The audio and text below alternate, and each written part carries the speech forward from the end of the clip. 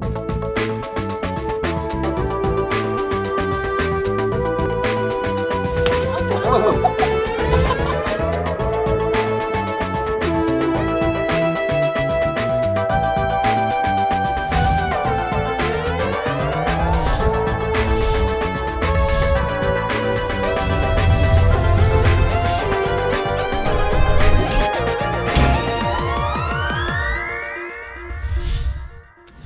If you've been following the series, you know that we've been working with Ricky on a few challenging issues.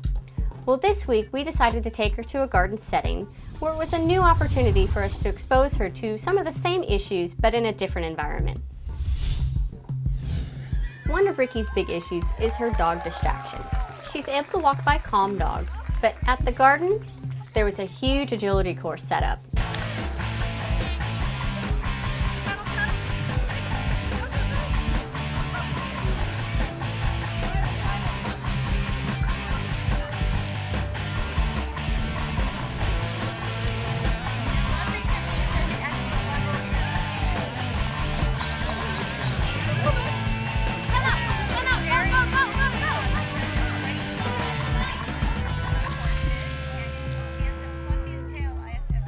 One of the dogs waiting for its turn for the course was very excited. It was running back and forth, turning circles in its kennel, and Ricky was kind of feeding off this energy, and she in turn started to whine and bark and just have a hard time keeping her cool too. She's almost like a kid, really excited by something, and she's tugging on my shirt going, "Mommy, Mommy, look, that's really cool. I'm so excited about this," and she's practically jumping up and down.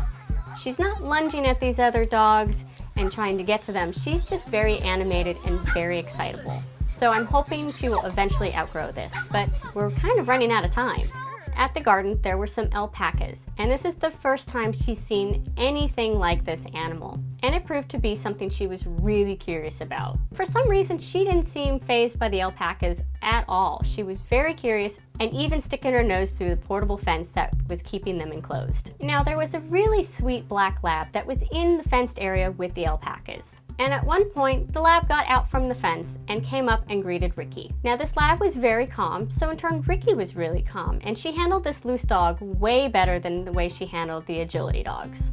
After we checked out the agility dogs and the alpacas, we decided to take Ricky on a walk through the grounds to explore the gardens. I did take Ricky to this event last year, but she was just a little too small to really fully walk the garden grounds. So this year, she was old enough to go with me, and we got to enjoy the beautiful flowers, not only with their beautiful sight, but they smelled wonderful. During our tour of the grounds, we came across a little boy that was infatuated with Ricky.